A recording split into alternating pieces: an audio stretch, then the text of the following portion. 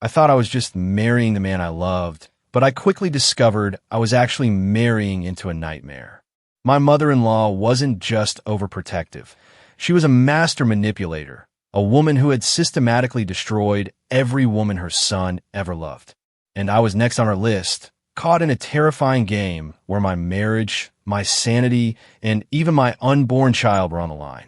Ryan and I met in this completely random community emergency response training class, and we just clicked immediately. His family seemed normal at first. His dad, Michael, was quiet but seemed kind. His sister, Tara, was genuinely cool, someone I could see myself being friends with. But then there was Deborah. Oh my God, Deborah. The very first red flag, a chilling premonition of the storm to come, happened at our engagement dinner. Ryan had stepped away to the bathroom, and Deborah leaned across the table, a perfectly pleasant smile plastered on her face. Then she whispered, "I've waited too long for Ryan to find someone worthy, and I won't let just anyone into our family." I tried to laugh it off, thinking it was some twisted joke, but the cold deadness in her eyes sent a shiver down my spine. This wasn't a joke. This was a warning. After we got married, things got weird fast. She'd show up at our apartment unannounced at 7 in the morning on weekends, claiming to drop off food, but really, it was just an excuse to check if we were both there. She'd call Ryan constantly with fake emergencies. Once, she called him, sobbing, convinced she was having a heart attack. We rushed over, frantic with worry, only to find her casually sitting on the couch, watching TV. "Oh, the pain passed," she said with a sweet smile. "Stay for dinner." I tried to talk to Ryan about it, to explain how messed up this all was. But Ryan, bless his heart, had been conditioned his entire life. He'd just shrug it off, muttering, "That's just mom being protective." But I knew better. This wasn't protective. This was profoundly, terrifyingly unhinged. Things went from weird to nuclear when I got pregnant. We were over the moon, but wanted to keep it secret for a while, just for us. Somehow, Deborah knew before we told anyone. She showed up at our door with a baby outfit, beaming, "For my grandbaby." I was only 6 weeks along. I hadn't told a single soul. When I asked her how she knew, she just smiled and said, "A mother always knows these things." Her smile didn't reach her eyes. 2 days later, my stomach dropped. I was checking our shared calendar on Ryan's iPad and noticed these bizarre appointment notifications, check in every few days. I clicked one, and my blood ran cold. These weren't just random appointments. They were scheduled calls with Deborah, meticulously timed for Ryan to check in and update her on everything about me. My pregnancy, my life. She had been making him spy on me. Livid doesn't even begin to cover it. I was shaking with rage, but beneath it, a chilling terror started to bloom. Who does this? Who manipulates their own son to track his wife like some kind of asset?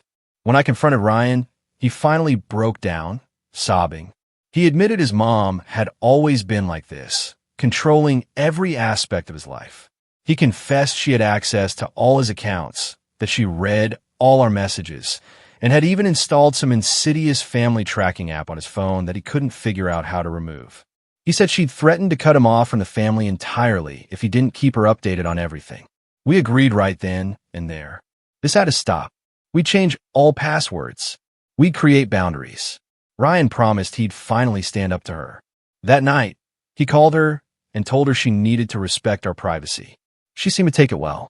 That should have been a giant, flashing red flag, honestly. A week later, the real sabotage began. I started getting these weird texts from numbers I didn't know, asking if I was still selling my wedding ring, or if I was looking for divorce lawyers. Then my friends started calling, asking if Ryan and I were okay, because they'd heard we were splitting up. It turned out Deborah had created fake profiles pretending to be me on social media and in local groups, announcing that my marriage was over and I was leaving Ryan. But the absolute worst came when my boss called me into his office, looking incredibly uncomfortable. He showed me an email he'd received. It was supposedly from my mother. My mom died when I was 16, by the way, claiming I had serious mental health issues and was making up my pregnancy for attention. The details in that email were so intimately painful, so deeply private, that only someone incredibly close to me, someone who knew my history, could have possibly known them. My world spun. My legs gave out. I collapsed right there in his office, the floor coming up to meet me. When we finally confronted Deborah with undeniable evidence of everything, she didn't even bother to deny it. She looked me dead in the eyes and said, with venom dripping from every word, "Ryan deserves a real woman from a good family, not some orphan playing house." I was shocked, utterly speechless, but Ryan snapped.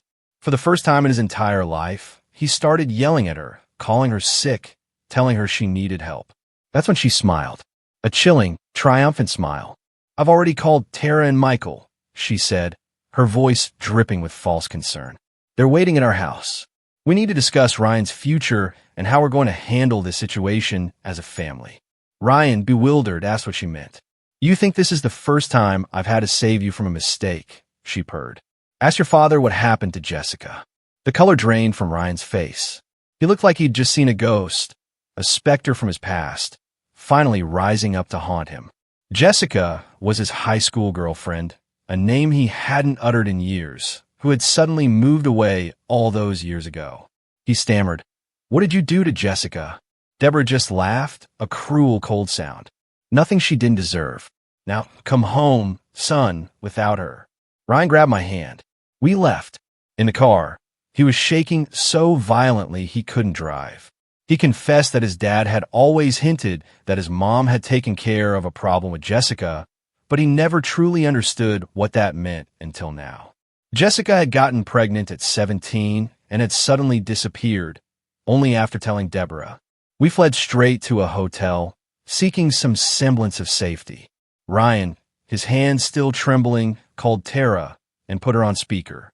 Her voice, thick with immediate tears, confirmed our deepest, most horrifying fears. Deborah had terrorized every single woman Ryan had ever dated. She'd done it with Jessica, threatening the girl's family with some kind of blackmail until they sent her away. Tara revealed that Deborah had started a file on me even before Ryan and I were engaged. That night, at 3 a.m, we heard someone trying to open our hotel room door. Not knocking, just trying the handle. When Ryan peered through the peephole, he stumbled back in shock. It was his dad, Michael, just standing there silently. We were stranded, terrified and utterly alone, or so we thought. By the way, if you're still with me, and if you can believe this nightmare actually gets worse, make sure to hit that subscribe button. More unbelievable stories are coming. So yeah, Michael, Ryan's dad, just standing there outside our hotel room at 3 a.m. Was he trying to scare us? Or did he actually expect us to just open the door and surrender? Either way, it was beyond creepy. It was terrifying. Ryan was pale and wired, pacing around the bed, a frantic energy radiating off him. I was frantically texting my aunt at 3:20 in the morning, trying to figure out if we needed to call the police or just, I don't know, set up a home alone style trap with the ironing board. We did what any panicked, sleep-deprived couple would do. We piled a chair and my suitcase against the door, checked the peephole every 5 minutes, and called down to the front desk, whispering like idiots.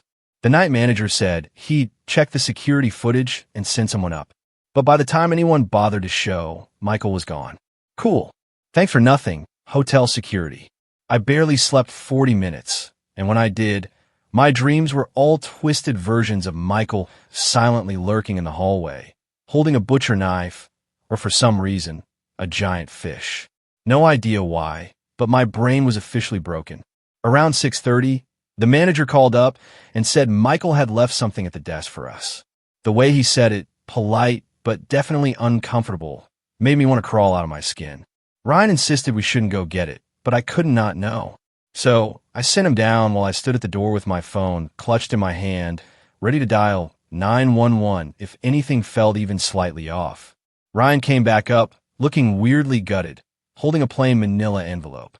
Inside were 4 photos of him as a kid, awkward school pictures, him at a birthday party, that sort of thing, and a folded note in Deborah's handwriting.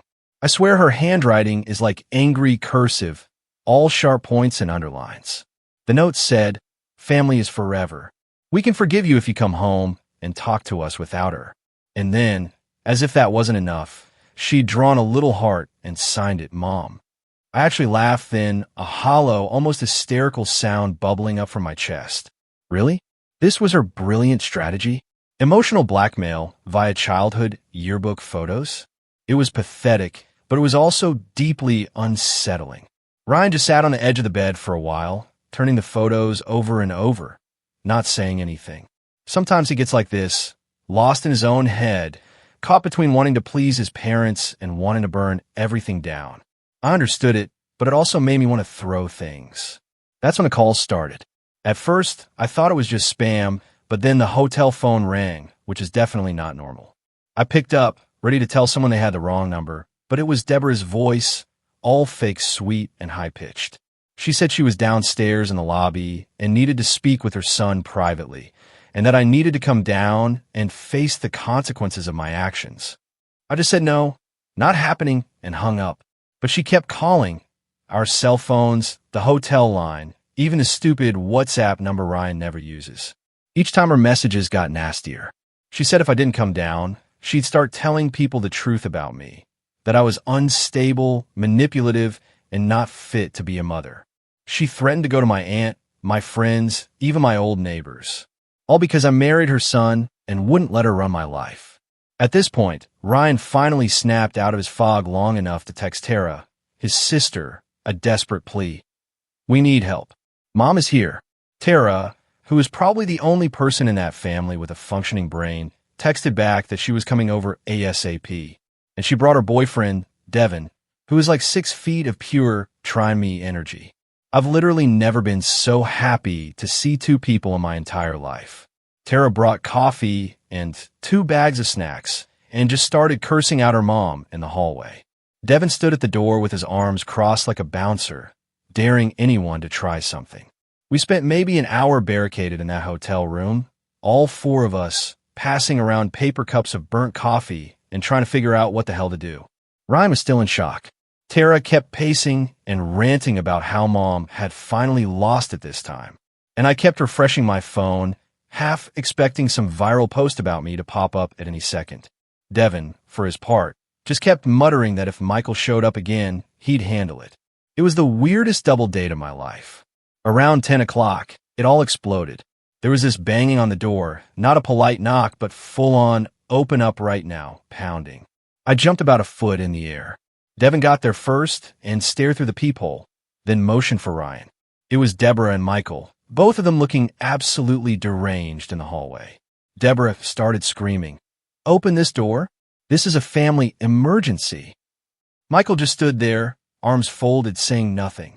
Devin told him to leave, and Deborah started shoving the door like she thought she could break it down with sheer willpower. I don't know what I expected, but I definitely didn't expect what happened next. Deborah actually managed to force the door open a few inches. The hotel lock held, thank God, and she reached in and grabbed my arm. Not gently, not like she wanted to talk. It was a full-on claw. She yanked, and I yanked back, and for a second, it was just a tug-of-war with my own mother-in-law in the middle of a hotel hallway. I screamed, "Get off me, Deborah!" Tara was right behind me, trying to pull her mom's hand off, and Devin was yelling at Michael to back off. A couple of hotel employees finally ran up, followed by some guy in a suit who I guess was the manager. Deborah let go of me, but not before hissing, "You're ruining everything, you stupid girl." Like okay, Cruella. The hotel staff threatened to call the police if they didn't leave, and Deborah started ranting about how I was kidnapping her son and endangering the baby. Michael looked uncomfortable for the first time, but still didn't say anything. Tara started filming with her phone, and I honestly hope that video never sees daylight, because I looked like a raccoon who hadn't slept in a week. The police came, obviously, because nothing says good morning like 5 squad cars outside your hotel. Deborah was screaming at the officers about how she needed to save her son and protect her grandchild, while Michael just glared at Devin like it was his fault for existing. The cops separated us, took statements, and told Deborah and Michael they were banned from the property. Deborah tried to argue, but the officer shut her down. Tara's boyfriend sent me the video just in case. After that, the adrenaline crash hit me like a truck. I felt gross, shaky, and just utterly done. I wanted to go home, but we couldn't. I wanted to call my mom, but well, she'd been gone for more than a decade. Ryan tried to hug me, but I just sat on the bed with my head in my hands. The only thing that helped was Tara sitting next to me, whispering that I wasn't crazy and that her mom had always been like this, but it was getting worse. She said she'd never seen Deborah go this far, not even with Jessica, which, yikes, I still wasn't over that revelation. We checked out of the hotel just before noon. The manager apologized, but it was obvious he was just glad to see us go. I didn't blame him. Who wants domestic drama in their TripAdvisor reviews? Devin offered to drive us wherever we needed, so we loaded up our stuff into his beat-up SUV and just sat there for a minute, trying to figure out what the actual hell to do next. Every option felt unsafe. Go home? Not a chance. Another hotel? Deborah would find us. Stay with Tara? Her apartment is tiny, and Michael has a spare key. Don't even get me started. Our only real option was my dad's place. He's a retired guy with a big old house and a frankly excellent security system. Plus, he's never liked Deborah. He lives about 40 minutes away, but it felt like another planet. The drive to my dad's was silent, except for Tara and Devin quietly debating whether they should change their locks, too. Ryan stared out the window, clutching the envelope of childhood photos like it was a bomb, and I just kept scrolling through my phone, watching the group chats blow up. People were asking if we were okay, if the rumors about us splitting up were true, if I'd really threatened to hurt myself. Thanks, Deborah. I didn't even bother replying. I just wanted to get somewhere no one could follow us. Pulling into my dad's driveway felt like reaching the finish line of a marathon I never signed up for. He was waiting on the porch, arms crossed, looking every inch the don't mess with my kid dad. I hugged him so hard I nearly broke his ribs. He didn't ask questions, just ushered us inside, handed me a mug of tea, and said, "You're safe here. No one gets in without my say-so." God bless old men who still trust in deadbolts and motion lights. We crashed in the guest room, and I finally got a few hours of real sleep, until my dad's phone started blowing up. You guessed it. Deborah had found his number and was now calling him, demanding he bring her son home and return her grandchild to the family. Dad hung up, then blocked her, which is more than I could say for Ryan, who still wouldn't block his parents. I get it, sort of. He's scared, but it's infuriating. That night, the four of us, me, Ryan, Tara, and Devin, sat around my dad's kitchen table eating takeout and making a list of everything Deborah had done. It was like compiling evidence for a true crime podcast, except the perpetrator was my mother-in-law, and the intended victim was my entire life, my sanity, everything. Tara admitted she was scared her mom would come after her next, and Devin said he was ready to call the cops if Michael set foot anywhere near their place. Ryan just kept mumbling apologies over and over until I finally snapped. "Stop it," I told him, tears stinging my eyes. "This isn't your fault." "Not entirely. This is Deborah. She's always been like this, and no one has ever truly called her on it. I don't know where we go from here. We can't stay at my dad's forever, but for now, it's the only place that feels safe. Deborah is still out there, making calls, spreading rumors, trying to get everyone on her side. I keep waiting for someone to knock on the door or for my phone to light up with another insane message. Part of me wants to fight back, post a video, go public, burn all down. But another part just wants to sleep for a week and pretend this isn't my life. Deborah isn't done. She never is. We've been at my dad's for maybe 3 days. It was weird, like being in high school again, but with more swearing and less privacy. My dad's house is old and kind of creaky, but he's one of those guys who still uses an actual answering machine, so there's always a weird beep in the background. I try to keep things normal, helped with dishes, scrolled endlessly through TikTok, tried to ignore the fact that my notifications were blowing up every 5 minutes with some new drama. Ryan mostly hid in the guest room, playing mobile games or just pacing. We kept thinking maybe if we just lay low long enough, Deborah would get bored and move on to obsessing about Tara's haircut or Michael's cholesterol again. If only.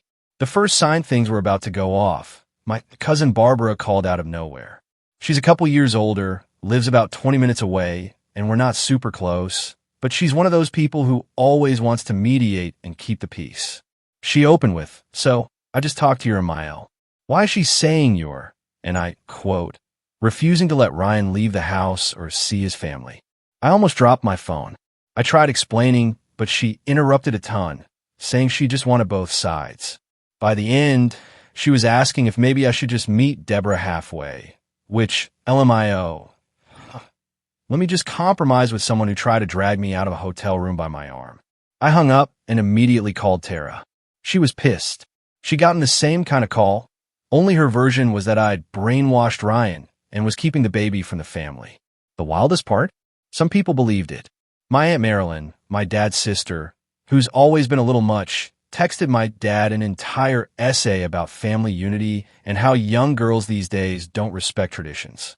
I couldn't believe it was happening, but there it was. Deborah had started calling everyone she could find, spinning her version of events, and it was actually working on some people. Ryan, at this point, was barely functioning. He kept clinging to this desperate hope, whispering, maybe if I just talk to Mom. Maybe if I explain, I want to shake him to scream that reason had no place here. Devin and Tara came over one night with pizza and tried to lighten the mood, but it was awkward. Devin was scrolling through his phone looking up restraining order drama stories, and Tara kept making nervous jokes. At one point, my dad snapped that if Deborah showed up, he'd call the cops before she made it up the steps. He said it with this look I'd never seen before, half, I'm not joking, and half, I can't believe this is my life now. Next morning, the real circus started. I went out on the porch to get some air and avoid the smell of my dad's burnt toast. And there was a letter taped to the mailbox, a white envelope, my name scribbled on the front. Inside was this rambling, half-typed, half-handwritten letter. Deborah said that if I continued spreading lies about her and her family, she'd have no choice but to take legal action for defamation and character assassination. There was even a cease and desist at the top, like she'd Googled how to write one and then just went nuts with copy-paste. She claimed I was slandering her to neighbors and destroying her son's good name. I read it aloud, the ridiculousness of it almost comical. Tara burst into cackles, but Ryan just looked utterly sick to his stomach. This wasn't funny to him. This was his mother. I wish that was the end of it, but this is my life, so of course not. 2 hours later, my phone started blowing up again. This time with messages from friends and, weirdly, old acquaintances. Someone, gee, I wonder who, had started DMing people claiming I'd been hospitalized for mental issues and was making up stories to get attention. One of my high school friends sent me a screenshot. There was a whole thread in a local Facebook mom group, complete with my wedding photo, and a bunch of people arguing about whether I was unstable or just stressed. I should have known better than to look, but I did. And of course, I ended up rage scrolling through comments. Someone actually asked if Ryan was safe at home. Honestly, the urge to reply with a meme was overwhelming. Ryan tried to call his dad to get him to make Deborah stop, but Michael just said that the family needs to do what's best, and sometimes women get emotional. A furious energy surged through me. I swear I almost drove over there myself, but Devin, bless his enormous heart, offered to go in my place. Tara had to physically hold him back, convincing him that a fist fight in my dad's driveway probably wasn't the best legal strategy. We all sat in the living room eating ramen out of mugs and watching YouTube on my dad's old TV, half waiting for the next fire to start. It came sooner than I thought. Around 3 o'clock, the Ring doorbell chimed. My dad checked his phone and muttered, "You got to be kidding me." Deborah and Michael were standing on the front lawn, arms crossed, looking like they'd just shown up for a family intervention, not a hostile takeover.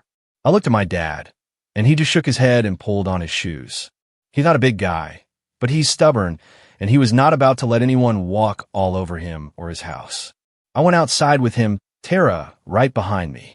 Deborah started up immediately, saying she was just here to get her son and make sure the baby was okay. Michael hung back, but I could see he was taking in the house, looking at the windows, probably checking for cameras or whatever. My dad told them to leave, said we'd call the police if they didn't. Deborah got louder, started talking about lawyers and family rights and parental duty. She actually tried to push past my dad to get to the door, and I stepped in front of her. She glared at me, totally unhinged, her eyes burning with pure malice. "You think you can keep my son from me? You think you're better than this family?" And then, with an open palm, she shoved me. Hard. I stumbled back, Tara just barely catching me. My dad got between us. And then Michael started yelling at Ryan, saying he was throwing his life away for a girl who doesn't respect tradition. Ryan just stared at the ground. It was chaos. Deborah was shouting. Michael was yelling. Tara was screaming at her mom to leave us alone.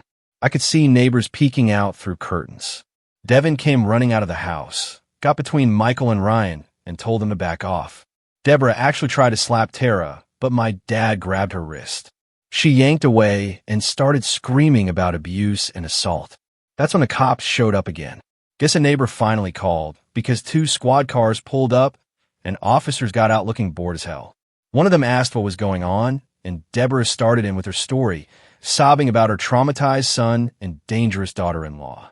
Michael tried to play the calm, reasonable dad, but the cop just kept writing stuff down on a little notepad. The officer separated us, took statements, and eventually told Deborah and Michael they had to leave or they'd be arrested for trespassing. Deborah tried to argue, but my dad wasn't having it. He told her if she ever set foot on his property again, he'd file a restraining order so fast her head would spin. After they left, the house was dead quiet. Ryan actually started crying. Not like ugly sobbing, but just silent tears sitting at the kitchen table. Tara hugged him, and my dad, usually a man of few words, simply said, his voice quiet but firm, "Sometimes, Ryan, you have to pick your real family." It was a gut punch, a truth that hung heavy in the silent kitchen. Even Devin looked shaken, and he's usually the chillest guy in any room. I went to the bathroom and splashed water on my face, just trying to calm down. When I came back out, I found Tara staring at her phone, her face pale. She handed it to me. Deborah had texted her, threatening to cut her out of the will and never forgive her for taking her brother's side. Tara just shook her head and said, "Honestly, I'm done. I can't do this anymore." I hugged her, and for the first time, I actually believed her. She'd always tried to keep the peace, but Deborah had finally pushed her too far. We spent the next couple days basically hiding out. My dad changed the Wi-Fi password because apparently Michael once tried to hack our baby monitor. Long story. And everyone kept their phones on silent. I barely slept. Ryan stopped eating much, and Tara alternated between rage texting her mom and stress baking cookies. Every time the doorbell rang, we all jumped. Then the next wave hit. Deborah started messaging extended family, telling them I was unstable, Ryan was being abused, and that my dad was harboring us. My cousin Barbara actually showed up at the house and tried to stage a mini intervention. She brought cookies and this whole speech about healing the rift. My dad basically told her to get her information straight before coming in hot with accusations. Barbara left, but not before giving me this look like I just ruined Christmas. But it didn't stop there. One evening, I got an email supposedly from a lawyer warning me to cease all slanderous communication about the last name, family, or face legal consequences. The email was full of typos and didn't even have a real signature, so I figured Deborah either wrote it herself or got some random person to send it. I showed it to my dad, who just laughed and said, "Let's see her try." Meanwhile, Ryan's phone started blowing up with texts from old friends, guys he barely even talks to, asking what the hell was going on. Apparently, Deborah was now telling people in their town that Ryan was missing, and I was holding him against his will. At this point, I was just exhausted. Not defeated, not giving up, not even close to surrender, but bone-deep tired. The kind of weariness that comes from constantly waiting for the next attack, the next betrayal, the next shoe to drop. I started looking up legal stuff, trying to figure out if we could actually get a restraining order. My dad called a friend who knew a lawyer and got some basic advice, but everything takes forever and it costs a fortune. Ryan and I argued about whether to just move out of state. He wanted to, but I was stubborn. I didn't want Deborah to win by driving us away. Then a new low. Deborah showed up at my dad's again, this time after dark. She brought Michael, of course. This time, my dad didn't even answer the door. He just called the cops ass. Soon as he saw them on the camera, Deborah stood outside yelling into her phone, saying she was being denied her rights as a grandmother and that the law would be on her side. The police came, told her if she came back again, she'd be arrested. Michael just glared at the house, then got in the car and left.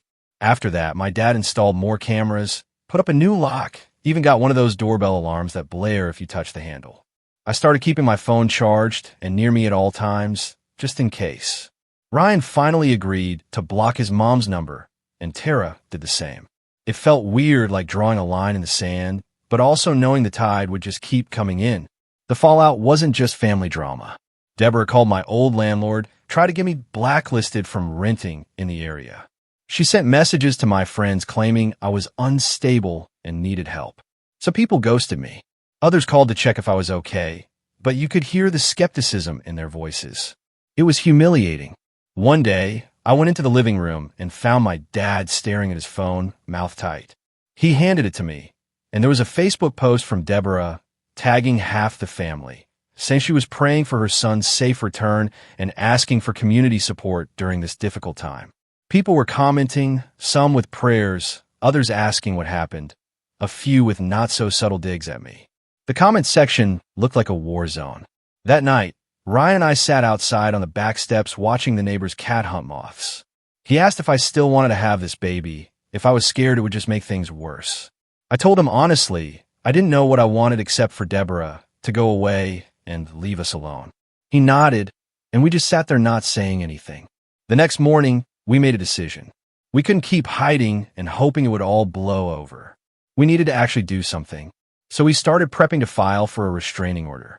My dad agreed to help with paperwork. Tara said she'd testify if it came to that. She was done protecting her mom. Devin started collecting all the videos, texts, screenshots, everything. It felt like moving from defense to offense for once. Not gonna lie, I was nervous. Suing your mother-in-law? This isn't a soap opera, but here we were. But if you've read this far, you know by now Deborah doesn't give up easy. Filing paperwork was just the start. The week we started the paperwork, it felt like we were living in a bunker. Dad was obsessively checking the security cams. Tara was sleeping on our couch, and no one could agree on what to eat. Ryan kept leaving half-drunk cups of coffee everywhere, which drove my dad nuts, but no one had the energy to care about chores. I kept expecting Deborah to show up at any moment, but it actually went weirdly quiet for a bit, almost like she was waiting for us to make a move. That freaked me out even more. You know that feeling when everything's calm and you just know it's about to explode? We finally got a court date. It took forever. Seriously, the amount of red tape just to file a basic restraining order is wild. My dad helped with the forms, which felt like some sad family project. Tara pulled together screenshots. Devin put together a folder of videos. His phone is now like 80% in my own meltdown footage, and Ryan spent hours on the phone with whoever would listen, trying to wrap his head around the whole thing. I caught him once scrolling through old photos of his mom and him from when he was a kid. He didn't say anything about it, but he didn't need to. That whole week, Deborah went full nuclear online. She started by making a bunch of vague Facebook posts about losing her son to a manipulative outsider and praying for family restoration. She tagged Ryan, me, even Tara. Then she started DMing random people, asking them to pray for her grandchild's safety and help bring her son home. It was so embarrassing. People started looking at us funny at the grocery store. Some neighbors stopped waving. I got weird DMs from people I barely knew asking if the rumors were true. The old ladies at my dad's church group started dropping concerned hints about young marriages and stress. I even got a text from my ex-roommate from college like, "Hey, are you okay? Heard things are rough." Not gonna lie, I wanted to move to another planet. Meanwhile, Ryan was getting texts from Michael, his dad, every other day. Michael's messages range from, "You're being selfish," to "Your mother's heartbroken," to these weird reminders about family traditions and what happened to Jessica. If you read the earlier parts, you know that name still freaks Ryan out. Michael never apologized, never took our side, just kept trying to guilt trip him. I asked Ryan why he even read the messages, and he just shrugged. I think he was hoping for some sign that Michael would finally step up, but honestly, it was never going to happen. I wish I could say we handled all this with grace and dignity, but mostly it just made us snappier and more awkward as a couple. We fought about stupid stuff like whether to get takeout or try to cook, who was hogging the charger, whether to answer the landline or let it go to voicemail. My dad kept reminding me to eat.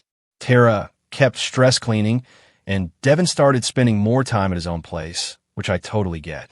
Even the cat started hiding when voices got raised. The day before court, Deborah pulled her biggest stunt yet. She showed up at my dad's place with Michael, and try to serve us with grandparents' rights papers. I'm not even kidding. She found some printout online and written in all the blanks herself.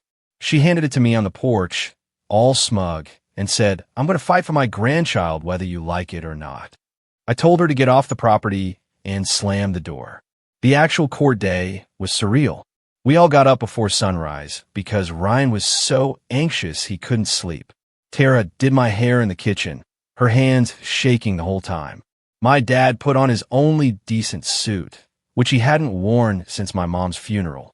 We packed all the evidence, printouts, phones, USB drives, the whole 9 yards into a grocery bag. Ryan and I barely spoke on the drive.